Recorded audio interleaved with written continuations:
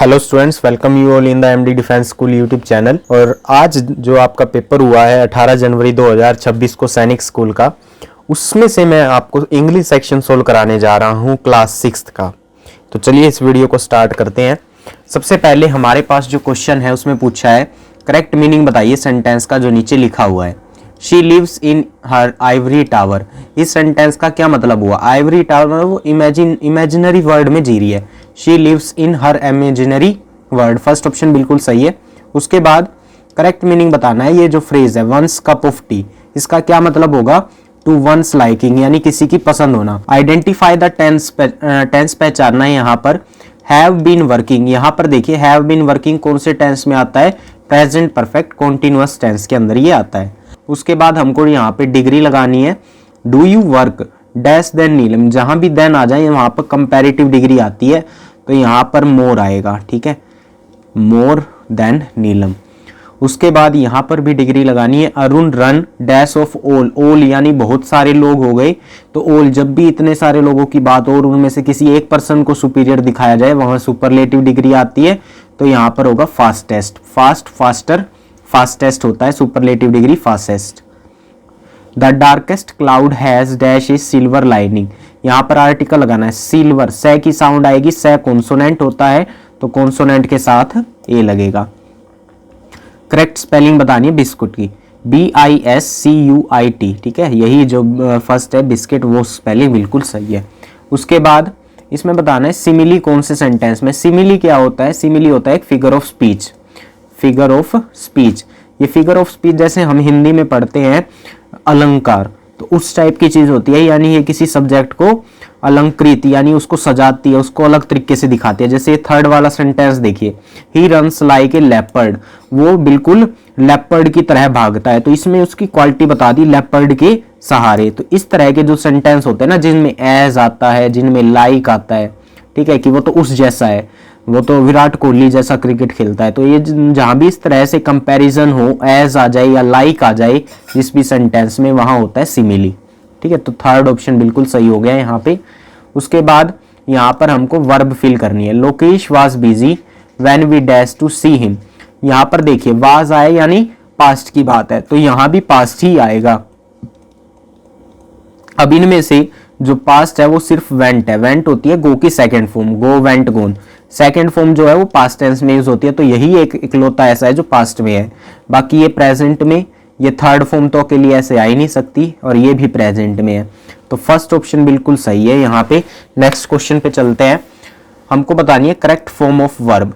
40 rupees dash small amount. अब जो ये 40 रुपीज है ना, ये कंबाइन होके एक क्वांटिटी बन गई। आपको यूं नहीं देखना कि 40 की बात हो रही है, ज्यादा की बात हो रही है तो आर आएगा, नहीं, ये 40 रुपीज जो है टोटल मिलके एक क्वांटिटी को रिप्रेजेंट कर रहे हैं, तो यहाँ पे इज आएगा।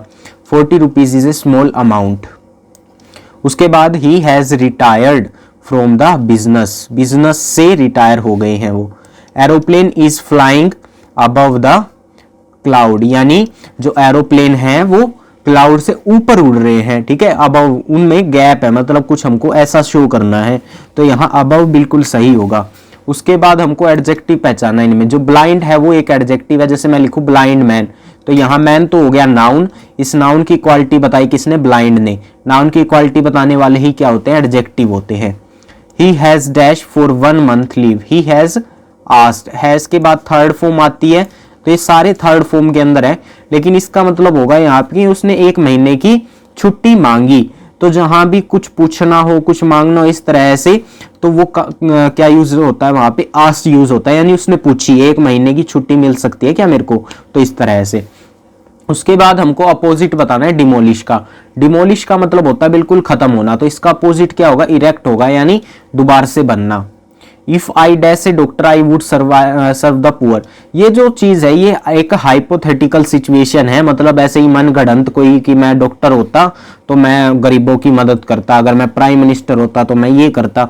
तो वहां पर हमेशा आपको ध्यान रखना है वर्क का यूज होगा, चाहे कोई भी सब्जेक्ट आ जाए। अगर यहाँ ही होता तब भी वर, आई है तब भी वर, ठीक है, तो वर यूज होगा यहाँ पे। I don't know dash she left the house, I don't know मैं नहीं जानता उसने घर क्यों छोड़ा, तो क्यों, वाई।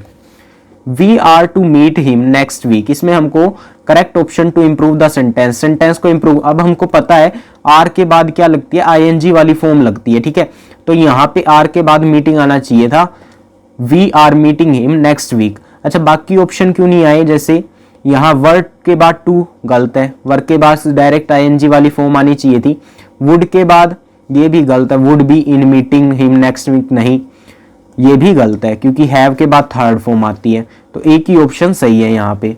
उसके बाद यहाँ हमको क्वेश्चन टैग लगाना है, देखिए इज है तो इसका नेगेटिव कर देंगे, इजंट आ जाएगा, ठीक है, क्योंकि ये सेंटेंस पॉजिटिव है तो यहाँ क्वेश्चन टैग नेगेटिव बनेगा, तो इसका हो गया इजंट और एवरीथिंग का आ जाएगा इट, तो इजंट इट इसका आंसर होगा, फर्स्ट ऑप्शन सही है यहाँ पे। नेक्स्ट क्वेश्चन, इसमें भी हमको क्वेश्चन टैग लगाना है। अब इस क्वेश्चन को ध्यान से देखिए, देयर इज नो डाउट, ये सेंटेंस कैसा है, नेगेटिव, क्योंकि यहाँ पे नो आया है तो जो क्वेश्चन टैग है वो पॉजिटिव बनेगा, तो इसका इज आएगा, यहाँ पे इजंट नहीं करना है हमको, पहली बात तो ये। दूसरा देयर का देयर आएगा, तो इसका जो सही आंसर बनेगा वो इज देयर होगा, ठीक है, ना कि isn't there.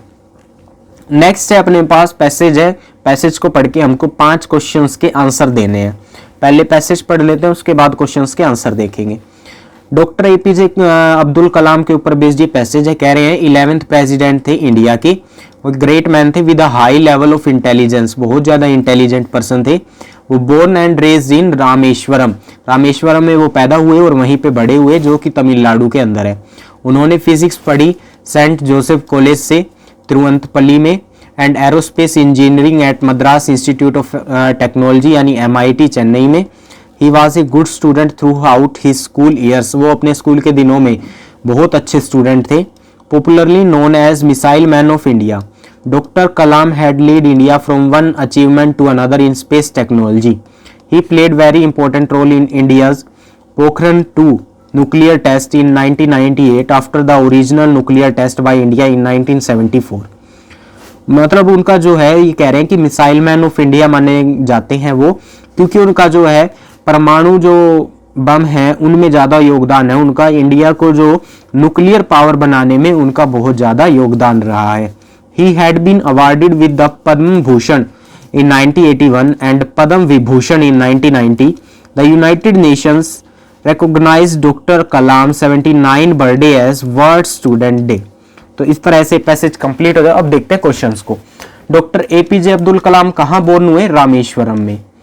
According to passage choose the incorrect statement. Incorrect statement हमको बतानी है। Doctor Kalam is known as missile man of India, ये तो सही है।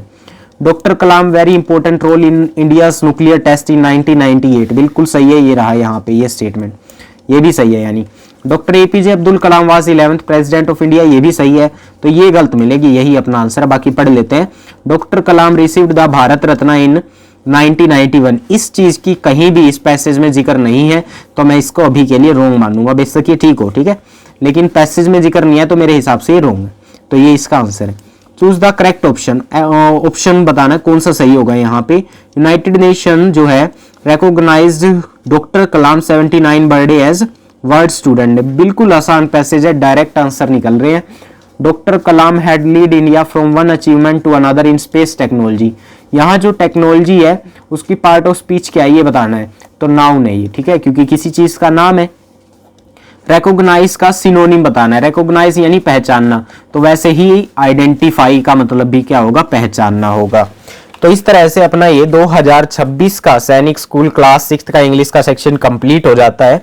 आगे आने वाली वीडियो में मैं आपको रीजनिंग, जीके, मैथ हर एक सेक्शन का अलग अलग वीडियो बना के इस चैनल पे प्रोवाइड कराऊंगा। तो बने रहिए एमडी डिफेंस स्कूल के साथ। जय हिंद, जय भारत।